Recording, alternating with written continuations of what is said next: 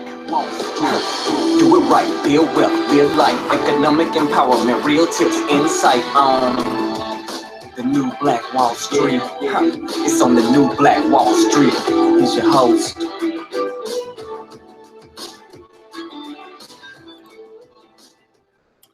All right, my beautiful people, this is ERGJ, Certified Financial Educator from ERGJ Enterprises. I just want to bring you information here that's going on with the TPP. As you may know, I've reported some information earlier about Trump signing his withdrawal from the TPP. So I want to bring you guys some information about that. Now, the TPP itself is an agreement between between 12 different nations. Okay, just so you kind of know what it is, it was negotiated under President Barack Obama.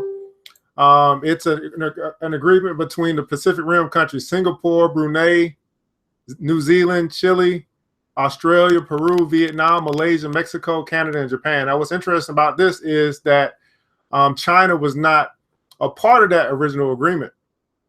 So President Donald Trump on Monday will start to unravel the behemoth trade deal he inherited from his predecessor, as he signed an executive order to withdraw from the negotiating process of the Trans-Pacific Partnership.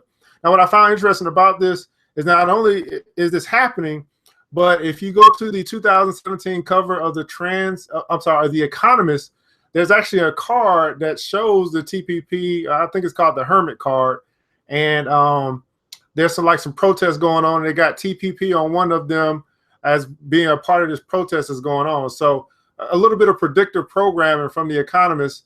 That is a magazine that comes out at the beginning of each year from I think the Rothschilds. It's either the Rothschilds or the Rockefellers. The executive order sends a signal to Democrats and leaders in foreign capitals around the world that Trump's rhetoric on trade during the campaign is turning into action. So many of us, one thing that I could say about Trump is that he is doing what he said that he would do, whether you like him or not. A lot of the things that he said he was going to do, he is doing. So, whatever your take on that is, Trump vowed during his campaign to withdraw from the United States from the Pacific Trade Deal, commonly known as TPP, which he argued was harmful to American workers and manufacturing. The TPP was negotiated under former President Barack Obama, but never ratified by Congress. So withdrawing from it will not have an immediate real effect on U.S. economic policies, although it does signal a new and very different U.S. outlook on trade under Trump. There's a couple other executive orders that he signed today on Monday. There was one that was reinstating the Mexico City abortion rules and instituting a 5-year lobbying ban for anyone who works in administration. Trump's actions comes as the president is looking to change the conversation after a rocky first weekend at the White House, during which he and his officials feuded with press, and his presidency was greeted with massive protests in the nation's capital and in large cities across the United States. Trump will also meet with union leaders and blue-collar workers several hours after signing the executive order, as well as separate meetings with business leaders. So Trump is getting busy. As a Republican nominee, Trump rallied against free trade agreements he argued were lopsided against the United States and vowed to implement more protectionist trade policies as president, rallying voters to the polls with his America First slogan. Now, what this kind of does, though, it also opens up the door for China. So here we have Chinese President Xi Jinping test drove a new message last week at the World Economic Forum. So I had a conversation with you guys about the World Economic Forum. All of this stuff is happening at the same dang on time. And many of us will get distracted by so many things. But one thing I'll say is don't pay much attention to what is said. Pay attention to the actions. Actions speak louder than words. And Trump is actually, his administration is putting some action into place. When you start signing the executive orders, that's action. China, the president of China said that he would defend globalization against populist forces that want to end free trade. So on Monday, again, Donald Trump handed Xi the car keys and threw in a free tank of gas, abandoning the Trans-Pacific Partnership and one of his first official acts as president. So what this kind of makes me think is, because before I was saying that, hey, is China our ally, or are they working for us? Are they against us? Is there maybe a trade war that's going to be against China? But again, I am of the mindset that China and Russia are going to benefit more quite possibly from Trump being a president.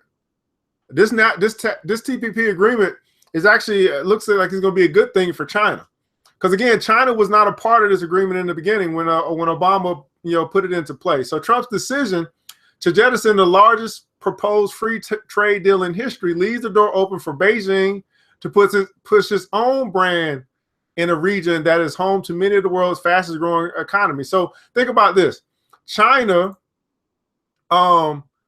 becoming the leader of the not of the free world, but of the Eastern free world, right? Where they would then take the place of the United States, and they would create their own trade agreement with the Pacific Rim, where United States will bow out of that. United States will then become import export to those countries, but then tax those countries to do business in the United States, where most of the consumers are. So this is an interesting thing that's shaping up. And again, the reason why we got to start connecting these dots, guys, is because we will be deceived and we will be led astray, run amok if we don't start connecting dots. So last week, China started talking about ending, making sure that free trade wasn't ended.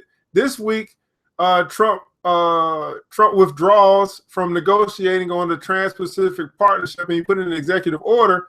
And then that leaves the door open for China to move in and put their policies together. Now, I'm of the mindset that they really all work together, because I think about the United Nations, I think about the World Economic Forum. These are all of the leaders of these countries getting together. And the message that they give to us, the peons of the world, the sheep of the world, is what they want us to know. But I'm of the mindset that they all work together. What are your thoughts on that? Do you think that the world powers, the elite, and this is global, not just in the United States, but globally, I think they all work together. But hey, that's just my thoughts. Edward Alden, senior fellow of the Council of Foreign Relations, said he was baffled as to why Trump would try to renegotiate NAFTA, which governs trade between Mexico and Canada, while also abandoning TPP wholesale. Trump has single-handedly given away an enormous source of leverage over China. Alden said the first rule of negotiating is don't give away anything. Don't give away something for nothing. He's done that right off the bat. China is likely to be emboldened by Trump's backpedaling, and Beijing is already pushing its own trade deal known as the Regional Comprehensive Economic Partnership. So remember this, guys. Regional Comprehensive Economic Partnership is RCEP, RCEP. It includes many countries such as Japan, Australia, that would have been in the TPP. So dissolving the TPP now allows China to become, let's just say, the figurehead of a new agreement between countries like Japan and Australia, which would then be out of the TPP, which was agreed upon. Man, this is something else. Now, the Trans-Pacific Partnership, in 2015, there was a combined $27.4 trillion that were exchanged in goods and services between all of these countries. So that is basically that is trade globally across the world. I mean, obviously it doesn't include every country, but when you talk about $27.4 trillion of trade, that is a huge amount of money and access, global access, that is now being looked to be dissolved. Now, if RCEP succeeds, which is, again, the China version of the NAFTA in the East region, China would be in a stronger position to lead a bigger free trade area in the future. Already in Asia, some countries like the Philippines are aligning themselves with China. Chinese officials are also welcoming Latin American nations to the RCEP. So we're going to have to do a little bit more research on this RCEP. This could be a good sign for... This actually could be a good sign for emerging markets. So if let's just say, hypothetically, if Trump drives America down, then the emerging markets, which would be foreign countries, foreign currency, they would get a boost. So this is huge, and he's trying to make America great again. But he could, in turn, in his attempt to do that, he could in turn cause America to be worse off than it was when he came into office. And this is the part about following the economy and trying to I mean, it's not easy to figure it all out because we don't know all of the variables, but it's something to at least start thinking about as these things start to unravel. So, what do you guys thoughts on the Trump leaving the what is that, the TPP, the Trans-Pacific Partnership? What are your thoughts on RCEP, again, which is an agreement that China's put together for partnership for a trade deal that China or Beijing specifically has put together? Now, critics worry that Beijing will increasingly set the rules and global standards that govern trade.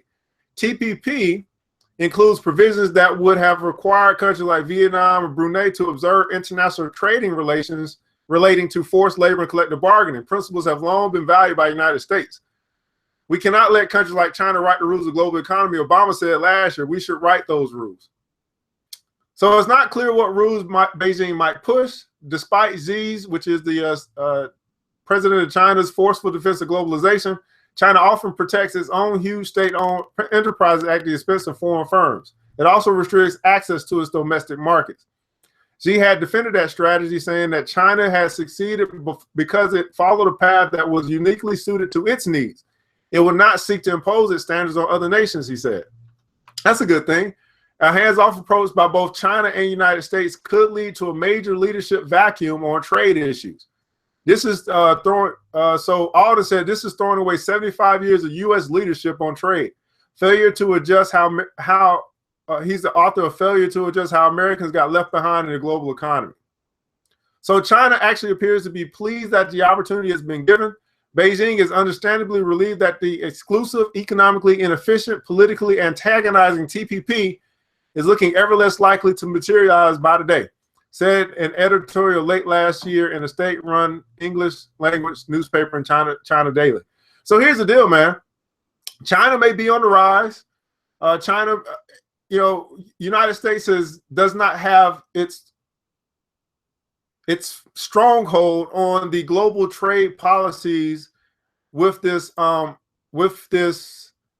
withdrawal from the TPP. Now we have to kind of figure out, okay, what's the RCEP? Who does it benefit? A little bit more information on that. But this seems to bode well for China. To me, it seems to bode well for emerging markets.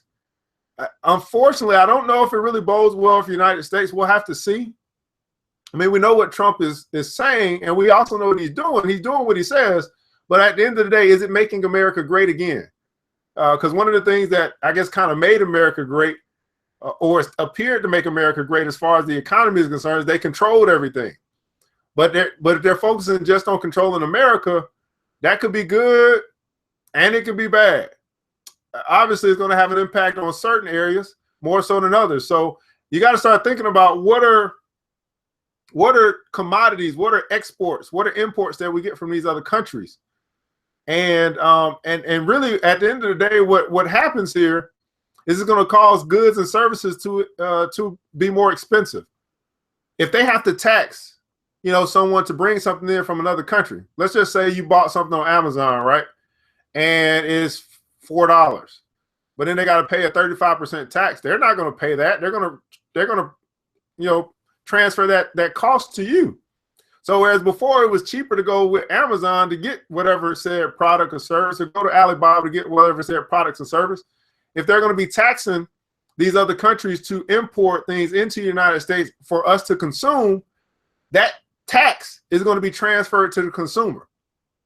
A business is not going to eat that tax. So, this is big news. If you export or import, and if you are a consumer, this is why we're talking about moving from being just consumers to being investors, so we can capitalize off of this economic news that's coming down the pipe, this change that is taking place with the Trump administration, and we can be in the know. So this is the news that's going on with the TPP. Hopefully it helped you guys out. Start to get some insight, start to think a little bit. I don't have all the answers.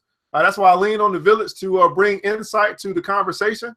So just so you know, we've got the coming up for ERGJ Enterprises, we got the investment session tomorrow. We're going to talk about Amazon. We just brought that up, Facebook, Netflix, and Google. We just scheduled an exclusive on Thursday where we'll be talking about Tidal and Sprint. Tidal and Sprint, that deal just went through where Sprint bought 33% of Jay-Z's stake in that music company. So that's something coming down the pike on Thursday. Early registration for that, or early bird registration, we just launched that. So the sooner you get a ticket or a seat to the kitchen table, the less expensive it is. And then next Tuesday, we're going to be talking about marijuana stocks. And Anthony said, hey, do we have time to develop a plan? Well, you know, maybe not from a global perspective, but I think that individually, yes, you do, because you're getting the news. Now it's news that you can use, and how can you actually put that news into effect for you and your household? But overall, these are long-term things as well. So it's not an immediate impact, but it's something that we need to start thinking about as, you know, quite possibly these executive orders get passed. You know, some of this stuff has to pass through Congress, but we can be in a position, you know what I mean, with the time that we have been given to try to capitalize off of this news and off of the things that are going on as well. So this year has got to be about getting your money up. It's got to be about learning to invest, stop consuming, because again, the cost to consume is going to be passed down to you and I, and more often than not, it's going to be passed on to the poor. But you can also offset those costs by learning how to make your money work for you, and that's what we talk about. So anyway, this is ERGJ from ERGJ Enterprises here with the New Black Wall Street. You know, be on the lookout in a couple of weeks to roll out the Club Millie plan. So our goal is to help 1,000 people save and invest $1,000 in 2017 to develop an investment group as well. So that not only do you have a seat at the kitchen table, but now you can put your money where your mouth is, and we can all work together. So time out. You know, if you're not ready, you know what I mean, the boat just going to keep going. So get ready, get ready, get ready. All right, guys, hopefully this information was good for you. I'll be back this afternoon to talk about taxes and what's new for 2017. ZRGJ, I'm out. Thanks for joining the show. We gave a lot of great tips, but it's time to go. Take the knowledge we shared, hope you use it and grow. We will see you all there at the next episode of the New Black Wall Street. The New Black